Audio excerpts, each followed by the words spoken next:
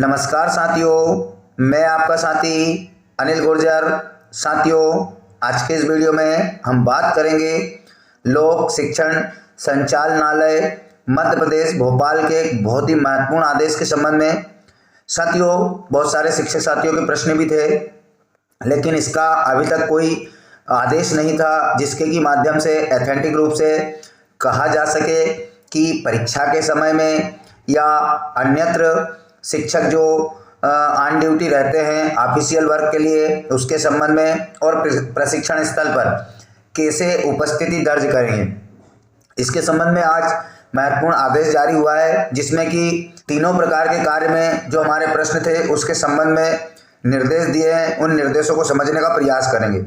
सबसे पहला जो प्रश्न था कि अभी जो है परीक्षा का दौर प्रारंभ होने वाला है, जिसमें शिक्षकों को ड्यूटी या अन्य कार्यों में SCS, SCS पर्यवेक्षक कई रूपों में कार्य करना है, तब वह अपनी ई अटेंडेंस कैसे लगाएंगे, कैसे दर्ज करेंगे।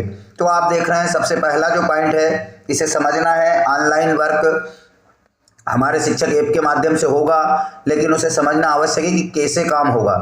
तो साथियों, आप देख रहे हैं हमारे शिक्षक ऐप पर OD शिफ्ट में जैसे ही आप जो है उपस्थिति दर्ज करने जाते हैं, जहाँ पर भी होंगे उपस्थिति दर्ज करने के लिए, जैसे परीक्षा के जो परीक्षा सेंटर है वहाँ पर जाएंगे, तो वहाँ पर उपस्थिति दर्ज करने से पहले शिफ्ट चेंज करने का जो ऑप्शन आता है, वहाँ पर एक ऑप्शन आता है OD का। जब शिफ्ट चेंज करने के लिए जाओगे तो OD का ऑप्शन आता है, जिसमें क्या है कि हमारे शिक्षक ऐप पर OD शिफ्ट में परीक्षा ड्यूटी का एक ऑप्शन आएगा। परीक्षा ड्यूटी के चयन करने पर संबंधित लोक सेवक द्वारा सीधे ही ई अटेंडेंस लगाई जा सकेगी। जैसे ही वो परीक्षा ड्यूटी का ऑप्शन चयन करेंगे तो सीधा कैमरा ओपन होगा और जो है वो अपनी अटेंडेंस लगा पाएंगे। वहाँ पर उनकी लोकेशन का कोई भी मामला नहीं रहेगा।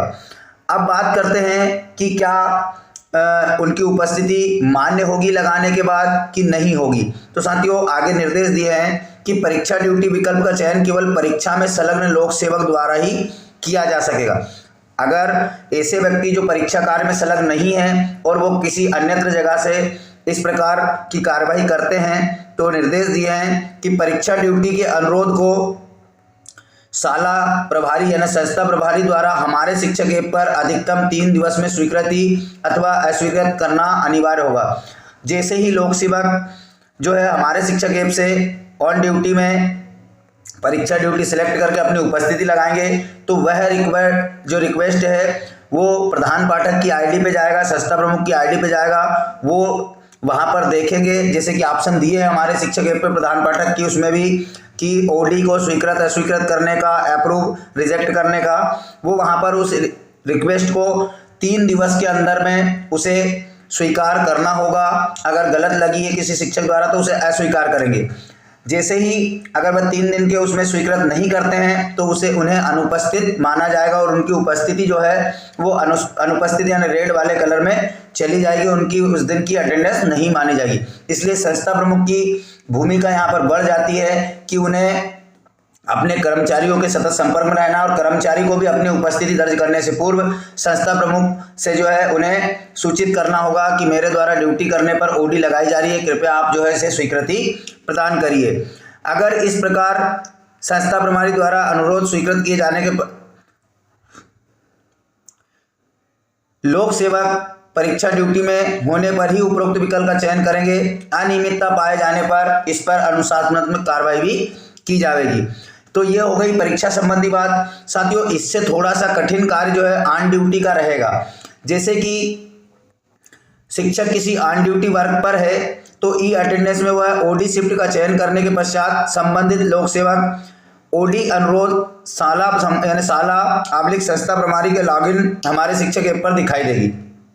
जैसे ही जो लोक सेवक है वह OD का चयन करेंगे, ऑन ड्यूटी का चयन करेंगे, तो चयन करने पर वह रिक्वेस्ट तत्काल संस्था प्रमुख की ID पर दिखाई देगी। अतः संबंधित संस्था प्रभारी उनके लॉगिन पर OD अनुरोध को स्वीकृत अथवा अस्वीकृत करना सुनिश्चित करेंगे। शाला या संस्था प्रभारी द्वारा अनुरोध स्वीकृत किए जाने के पश्चात ही, अब जैसे ही OD को वो स्वीकृत करेंगे तभी जो है उनकी उपस्थिति यानी उस स्थल पर, ओडी स्थल से जहां पर वो ऑन ड्यूटी कार्य कर रहे हैं वहां पर से लगा पाएंगे। अगर संस्था प्रमुख तत्काल उसको स्वीकृत नहीं देते हैं तब तक कि वह ये अटेंडेंस अपनी नहीं लगा पाएंगे। इसलिए ऑन ड्यूटी पे से जब आप अपनी उपस्थिति लगाएंगे तो उसको ऑन ड्यूटी चयन करके संबंधित संस्था प्रमुख को सूचना देना होगा कि हमारी जो रिक्वेस्ट है उसे स्वीकृत कीजिए, तभी आप जो है अपनी उपस्थिति उस कार्य वहां से लगा पाएंगे। आपको किसी भी प्रकार से बार बार लोकेशन बदलने की आवश्यकता नहीं रहेगी। साथियों, अभी तक हम क्या कर रहे थे कि जहां से कार्य कर रहे थे वहां से लोकेशन बदलकर हमारी ड्यूटी कर रहे थे, लेकिन अब आपको किसी भी तरह से कहीं से भी लोकेशन नहीं बदलना है। अगर आप लोकेशन बदलते हैं तो लोकेशन आपकी लॉक हो सकती है, फिर आपको वहीं से लोकेशन से अटेंडेंस लगाना होगा। इसी प्रकार हम बात करें प्रशिक्षण स्थल की, तो साथियों प्रशिक्षण हेतु अन्यत्र उपस्थिति। हमारे शिक्षक ऐप में प्रशिक्षण आवेदन करने के पश्चात पहले आपको प्रशिक्षण आवेदन करना होगा। संबंधित लोक सेवक का प्रशिक्षण अनुरोध संबंधित संस्था प्रभारी के लॉगिन हमारे शिक्षक ऐप पर दिखाई देगा। संबंधित संस्था प्रभारी उनके लॉगिन पर प्राप्त प्रशिक्षण अनुरोध को स्वीकृत अथवा अस्वीकृत करने के पश्चात ही शिक्षक द्वारा प्रशिक्षण स्थल की लोकेशन सेट कर ई अटेंडेंस लगाई जा सकेगी। साथियों, यहाँ पर भी आपको जो है पहले प्रशिक्षण स्थल से प्रशिक्षण आवेदन देना होगा। वहां पर पहले एक आदेश आया था कि जरूरी नहीं कि आप किसी प्रकार का आदेश उसमें लगाएं, हालांकि ऑप्शन आता है आदेश लगाने का, लेकिन जरूरी नहीं है कि आप आदेश लगा। लेकिन आप डेट का चयन करेंगे प्रशिक्षण स्थल से कि किस दिनांक से किस दिनांक तक। अगर 1 दिवस का है तो 1 दिवस, जितने भी दिवसों का प्रशिक्षण रहेगा आपको रिक्वेस्ट भेजनी होगी संस्था प्रमुख को। संस्था प्रमुख उसे स्वीकृत करेंगे, तभी जो है आप प्रशिक्षण स्थल पर लोकेशन जो है सेट कर पाएंगे। वहां की लोकेशन आ जाएगी और उससे आपकी संस्था की लोकेशन नहीं बिगड़ेगी। तो साथियों, इस प्रकार से तीनों प्रकार की अटेंडेंस लगाने में संस्था प्रमुख का मुख्य दायित्व रहेगा कि आपकी जो लोक सेवक है उसकी इस प्रकार की अटेंडेंस जो है वास्तविक रूप से लगाएं। अगर संस्था प्रमुख गलत तरीके से किसी शिक्षक को सपोर्ट करके जैसे इस प्रकार की ई अटेंडेंस दर्ज करवाता है तो उसमें उतना ही भागीदार संस्था प्रमुख भी रहेंगे। इसलिए वास्तविक आधिकारिक आदेशों के तहत ही शिक्षक की इस प्रकार की जो ओडी है, प्रशिक्षण है या कोई ऑन ड्यूटी है, परीक्षा ड्यूटी है, उसके संबंध में उसकी रिक्वेस्ट को स्वीकार कर अनुमति देंगे। तो साथियों, आशा है आपको जानकारी समझ आई होगी। इसके सभी के ऑनलाइन वीडियो भी आपको उपलब्ध हो जाएंगे, इसके लिए आपको चैनल सब्सक्राइब करना होगा। तो साथियों, मिलते हैं इसी प्रकार की नई जानकारी के साथ अगले वीडियो में। तब तक के लिए जय हिंद।